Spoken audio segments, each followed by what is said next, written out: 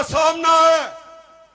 जहाद के लिए तैयार हो, गज़वा इनके लिए तैयार हो। जो कह रहे थे कि मुसलमानों जिहाद के लिए तैयार हो, गज़वा हिंद के लिए तैयार हो, और इसी तरह की काफी सारी बकबक चकचक उन्होंने इस वीडियो में लोगों से कह रहे हैं कि आप जिहाद के लिए तैयार हो, क्या आप गज़वा हिंद के लिए तैयार हो। तो सवाल मेरा ये है कि ये लोग अपने बच्चों को क्यों नहीं बेचते, पब्लिक में आके इस तरह की स्टेट। आप 1000 बंदे लेके आप उनको तलवारें दे दें या उनको कोई डंडे दे दें और आप उनको कहें चलो जी चढ़ दौड़ो किसी पे भी XYZ पे।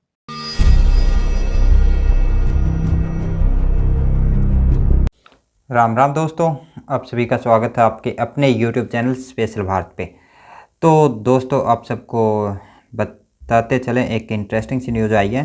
पाकिस्तान की मीडिया में गर्दिश कर रही है, तो आप सबको बताता चलूँ, जो नवाज़ शरीफ है, जो पाकिस्तान का पुराना PM, उनके जो बेटी है उसके हस्बैंड ने कल पाकिस्तान के अंदर एक रैली में भाषण देते हुए कहा कि क्या तुम तैयार हो गज़वा हिंद के लिए, क्या तुम जिहाद के लिए तैयार हो, क्या तुम ये सब करने के लिए तैयार हो। तो उन सब पाकिस्तानियों को, मेरे प्यारे भाइयों को, दुलारे दुलारे भाइयों को ये सब बताता चलो भाई, जो गज़वा हिंद है वो तुम्हारी किताबों में मुझे नहीं पता क्या लिखा हुआ उसके बारे में, पर अब तो सोचना भी मत, तो अब सोचा तो पाकिस्तान नक्शे से ही गायब हो जाना है, ये चीज़ याद रखना। और दूसरी चीज़ भाई, गज़वा हिंद तुम हिंदुओं की ज़मीन पे गज़वा हिंद कर सकते हो, और जब इजराइलियों ने फ़लस्तीन की ज़मीन पे इस्लामी हिंद कर दिया तो तुम्हारी क्यों फटी हुई है भाई? वो भी तो उन्होंने युद्ध में जीती है, युद्ध लड़े हैं। जब तुम गज़वा हिंद करके हिंदुओं की ज़मीन पे गज़वा हिंद करने के लिए, उनकी ज़मीन जीतने के लिए तत्पर हो, करना चाहते हो, और तुम्हारी औकात से तो बाहर है, वो बात एक अलग है। पर उसी के संदर्भ में एक ये बात भी उठती है कि भाई, जब इजराइल ने इस्लाम में जिहाद कर दिया तो उसका क्या? तो वो ज़मीन तो भाई इजराइल की है ही, उसको तो कोई वो कर ही नहीं सकता। बाकी उससे पहले ये तो थी एक मजाक की बात, पर रियलिटी भी यही है कि वो ज़मीन इजराइल की ही है। फ़लस्तीन नाम का कोई देश था ही नहीं, और वो फ़लस्तीन तो अब कोई 2-3 हज़ार साल पहले, अगर उससे पहले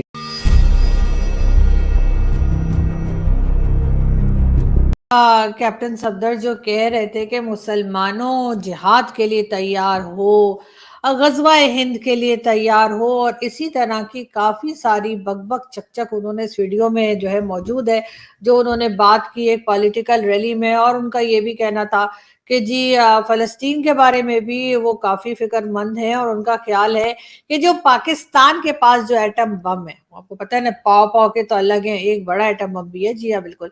तो उनका कहना था कि वो एटम बम सिर्फ पाकिस्तान का नहीं है, वो पूरे जितनी इस्लामिक कंट्रीज़ हैं उन सबका है। मतलब ये कि जो चाहे आके किसी के सर पे मार के फोड़ ले।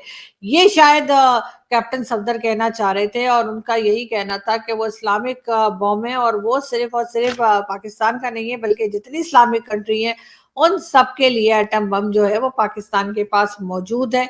और इसी किस्म की फजूल की बातें वो अपनी इस रैली में करते दिखाई दिए। अब ना कोई उन्हें रोक रहा है, ना कोई उन्हें कह रहे हैं कि भाई आज की जंग तलवारों की जंग नहीं, आज की जंग बटन की जंग है।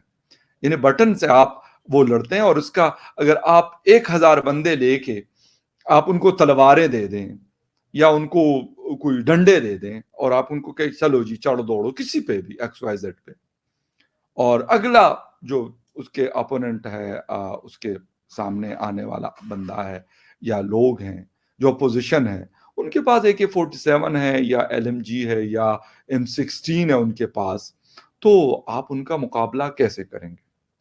ये कहते हैं जी जज्बा ईमानी से। सर, जज्बा ईमानी ठीक है, आपका अपना एक अकीदा हो सकता है, आपका अपना बिलीफ हो सकता है, होगा, आप रखते हैं, बिल्कुल रखें, उससे किसी को कुछ नहीं लेना देना, ना मुझे ना किसी और को। लेकिन आपके पास बराबरी का वेपन होना चाहिए। देन आपका हाँ नंबर आप रहा है। और वो इसी किस्म की ओंगी बोंगी बातें जैसे हमारे यहाँ बोली जाती हैं कि वो कहते चले गए। लेकिन ये पहली दफा नहीं हुआ, इससे पहले भी कैप्टन सफदर जो है वो काफी कंट्रोवर्शियल किस्म की और बेकार किस्म की स्टेटमेंट देने के लिए ही मशहूर है।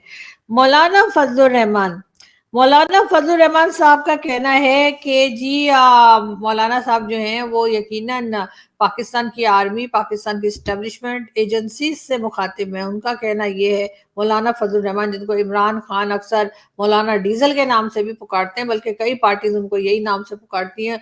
तो जी मौलाना फजलुर रहमान साहब कहते हैं कि फलस्तीन में लड़ने की इजाजत दी जाए। जी हाँ, इसराइल को बहरे मुर्दार में फेंक देंगे, मतलब डेड सी में फेंक देंगे। पता नहीं हर चीज का ट्रांसलेशन क्यों कर देते हैं ये लोग।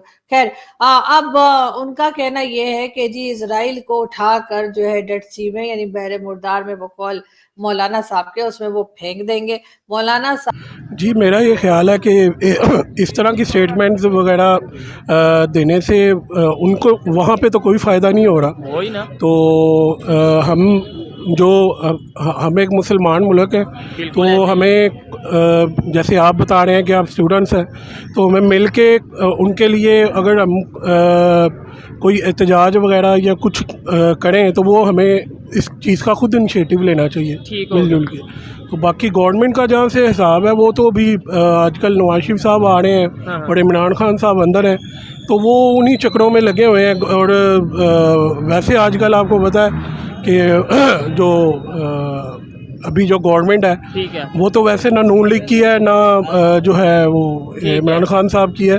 तो बूढ़ी हुकूमत चल रही है इधर, तो वो फिर इस तरह के निज़ाम चलने हैं जो भी चल रहे हैं। इस तरीके से कोई सॉलिड वो स्टेप नहीं ले सकती। जिहाद की तैयारी करें और गज़वा हिंद की तैयारी करें। और ये सारा कुछ, ये कहानी हमने इनकी ज़ुबानी सुनी है। यकीनन वो वीडियो क्लिप आपको मैं बिल्कुल यहाँ पे सुनवाऊंगा, और उसकी तफसील में जाने से पहले आपसे रिक्वेस्ट भी करूंगा कि जिन जिन लोगों ने मेरे चैनल को सब्सक्राइब नहीं किया, प्लीज़ चैनल को सब्सक्राइब करना, बेल और लाइक का बटन दबाना ना भूलें। तो जी बात क्या कर रहे हैं कैप्टन सफदर साहब तो वो ये बात कर रहे हैं कि जी तैयारी करें। सर जी आपके बेटे ने लंदन से पढ़ा, फिर लंदन में उनकी शादी हो गई, ठीक है, उनका क्या रिजल्ट रहा, डाइवोर्स दे दी, ठीक है, आपका अपना एक पर्सनल मैटर है, आपकी फैमिली का मैटर है, हमें उससे कोई लेना देना नहीं है।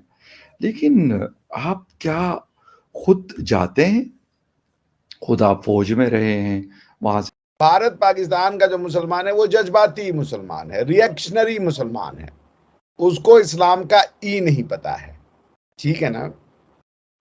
वो इस्लाम के नाम पे अपनी हिंदू नफरत को अपनी इस्लाम की प्रैक्टिस समझता है। ना तो आप अरब हैं, ना तो आप तुर्क हैं, आपके अंदर लड़ने का जज्बा ही नहीं है, आप हिंदुस्तानी हैं, आप भेड़ की क्या कहते हैं, भेड़ की खाल में शियार हैं। तो अब आप अपने आप को अरबी मान लें, तुर्की मान लें, आप तुर्कों की फतवाहत अपने ऊपर ले लें, अरबों की विक्ट्री को कह दें विक्ट्री हमारी है, उससे कुछ नहीं होगा। और पहले तो पाकिस्तान को इस्लामिक बनाओ ना यार। प्रधानमंत्री कहाँ से हो गया तुम्हारा, वो अपोजिशन लीडर कैसे हो गया नवाज शरीफ? इस्लाम में अपोजिशन लीडर होता है क्या? इस्लाम में पार्लियामेंट के अलाउड है क्या?